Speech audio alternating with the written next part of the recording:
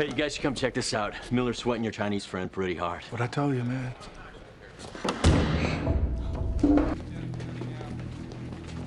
August 27th.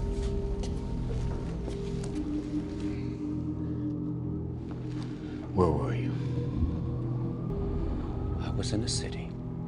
Doing what? Selling herbs, that's what I do, remember? You always wear these gloves. Why? The same reason why you wear pants, to cover up my shortcomings.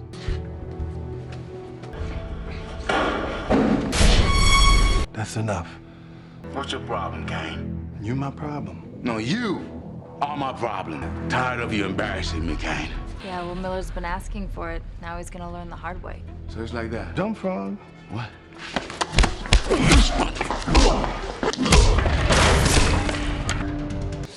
Where you going? How's he gonna help us? Because, like I said, he knows everybody. You're not supposed to What kind of fight. jackass would block us in like this? You're supposed to break up the fights. I can handle this, boss.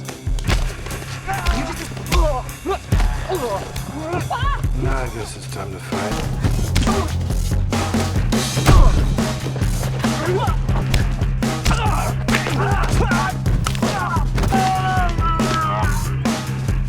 the ground now!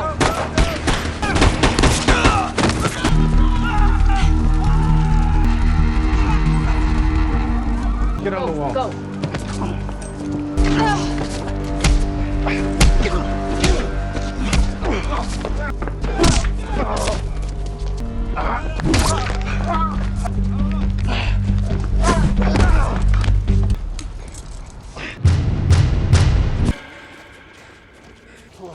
Not so tough now, are you?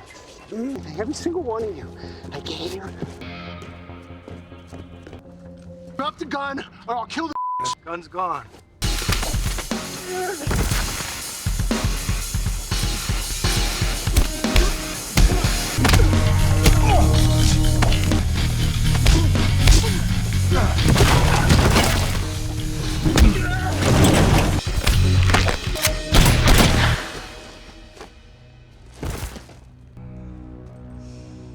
The story begins in Seattle with Detective Elijah Kane and his elite unit confronting a chilling crime scene. A young woman has been posed against a chain-link fence, her face concealed behind a grotesque coyote mask. She carries no identification, but signs of strangulation are immediately evident. Third one with this ammo. Studying the scene, Kane senses something deeply unsettling. The killing bears the hallmarks of occult symbolism rather than gang violence. Agent Mason supports the theory, suggesting the murderer is likely a local, someone familiar with the area and its hidden corners. Emmeline Thompson. From around here? Agent Juliet identifies the victim as Emily Thompson, a recent arrival in Seattle who had been working as a dancer at a nearby strip club called Savannah. A deeper digital search reveals that she once filed an insurance claim using her boyfriend's name, Sabato Fort, which raises further suspicion. Kane promptly sends Juliet and Rodner to Fort's residence to determine what he might know. Let's hear it for the lovely Savannah! While the team follows its leads, the killer is already preparing to strike again. Inside the club, a mysterious man offers a dancer a drink of whiskey, gives her the same white flower into her hand. Moments later, the drugged woman stumbles outside, where she is swiftly attacked and abducted.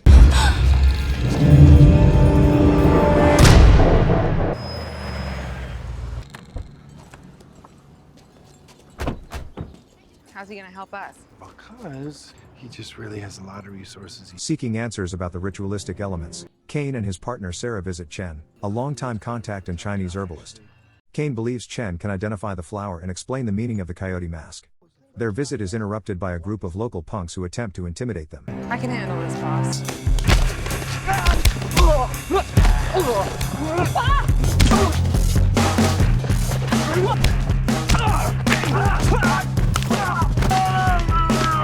Kane quickly overwhelms the thugs, leaving no doubt about who is in control. Shortly afterward, Kane receives a disturbing call from his informant. Another victim has been found abandoned in an alley. And we gotta find this guy. Press are causing us trouble. Even more alarming, the woman bears an uncanny resemblance to Sarah.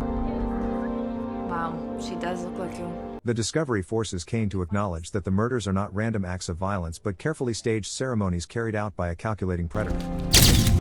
Hey, detective. You got a minute? Are you serious? Do I have a minute during a murder investigation to talk to a reporter? No, are you crazy? No. Complicating the investigation is Miles Toole, an arrogant and opportunistic crime reporter who relentlessly criticizes the police while chasing a career-defining headline. Buddy, look. My friend, the crime scene, please don't contaminate it.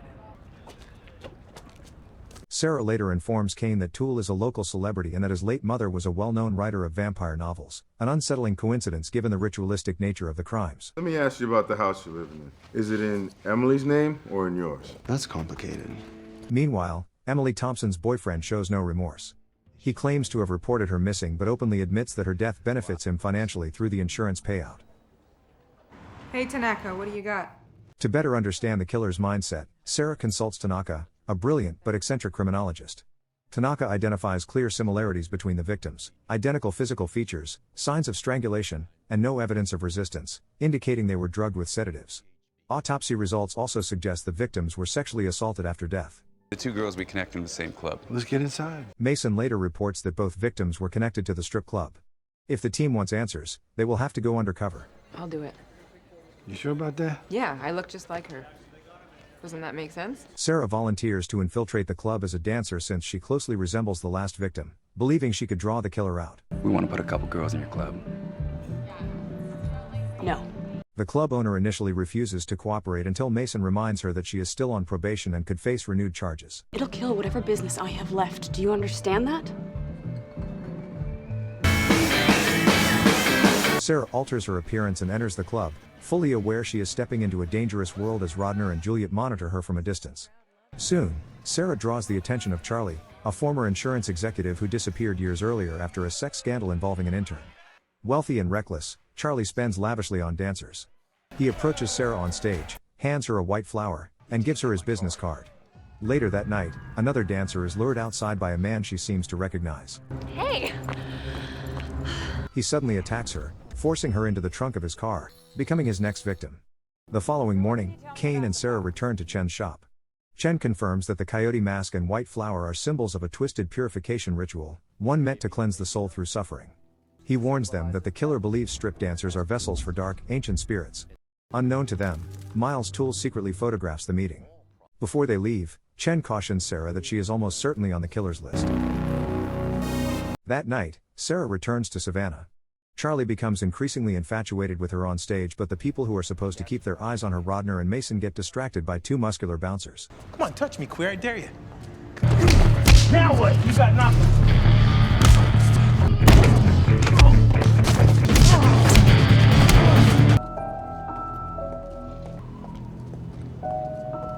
Remember me?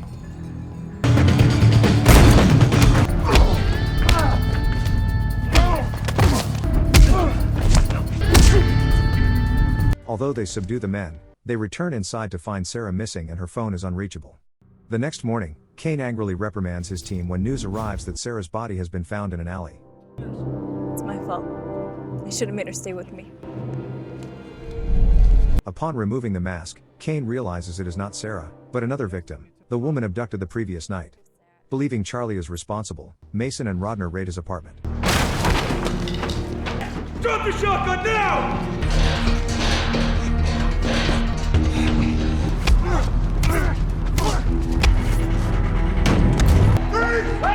Down on your knees! Charlie attempts to flee but is captured and taken into custody. During interrogation, he denies any involvement in the murders, insisting he is merely an insurance salesman who hands out business cards at the club. I didn't kill any girls. I only sell insurance, that's what I do. The interrogation is abruptly interrupted when Sarah unexpectedly reappears. Furious over her disappearance and lack of communication, Kane suspends her from the case. You can't take me off the case right now. Kane, I'm the best shot at finding this guy. The lack of alternatives forces Kane to reinstate her. Sarah returns undercover to the club once more. Everything goes as usual, until she becomes intoxicated and steps outside. In a sudden ambush, the killer abducts her before Rodner and Mason can react. Kane immediately mobilizes his entire unit and calls in outside agencies. Following a critical lead, Kane tracks the killer to his hideout as he prepares to complete his ritual. The killer orders Kane to drop his weapon, threatening to kill Sarah.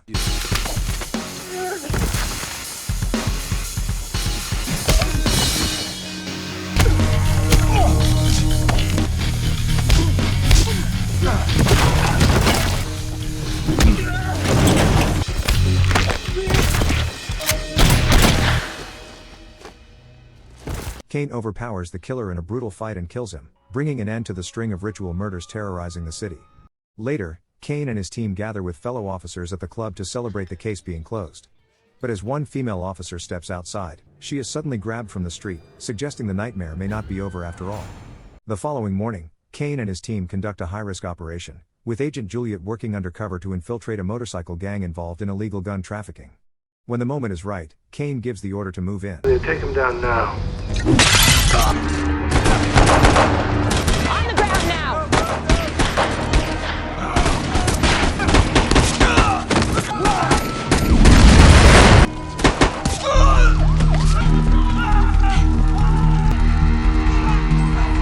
Get on the wall. Go.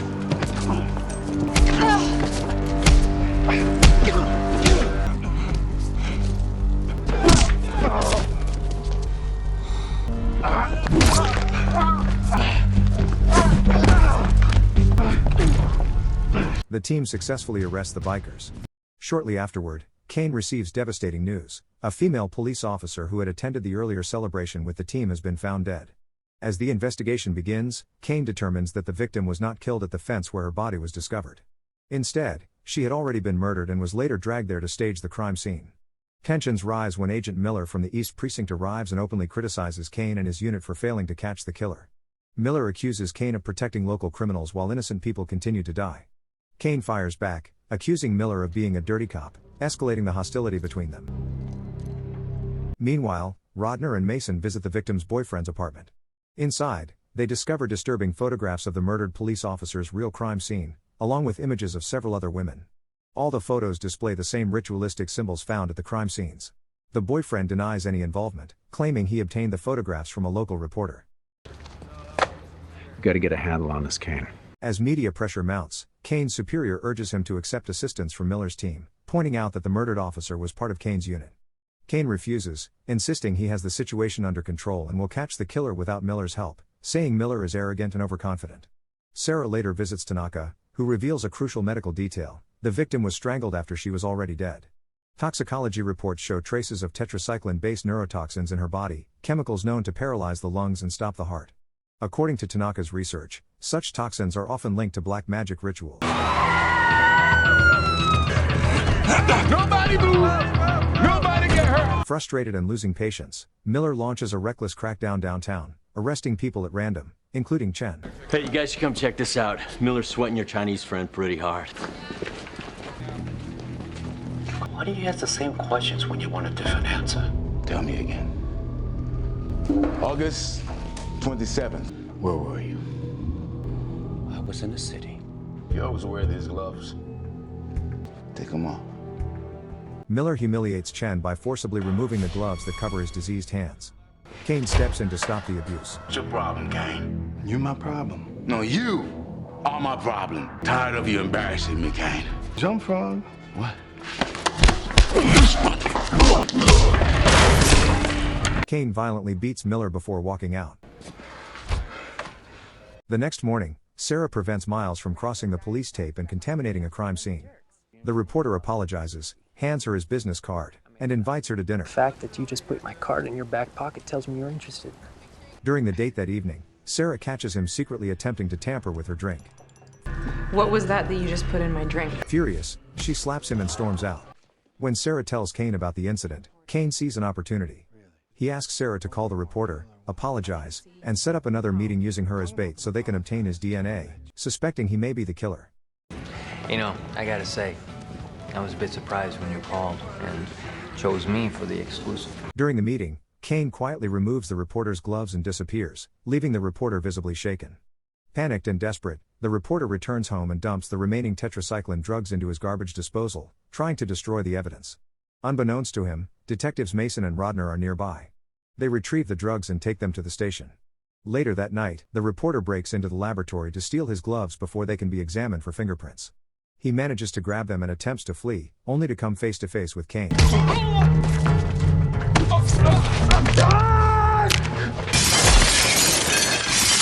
Kane brutally subdues him until backup arrives, and the reporter is finally arrested. At the station, the team confronts the reporter with his mother's book, which documents ritualistic murders identical to the recent killings. It becomes clear that the reporter had been reenacting the crimes described in the book, driven by years of psychological torment and the crushing weight of living in his mother's shadow.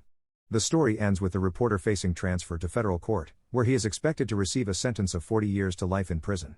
I'm in trouble. Subscribe for more dramas like this, and don't forget to like this video, it really helps the channel grow.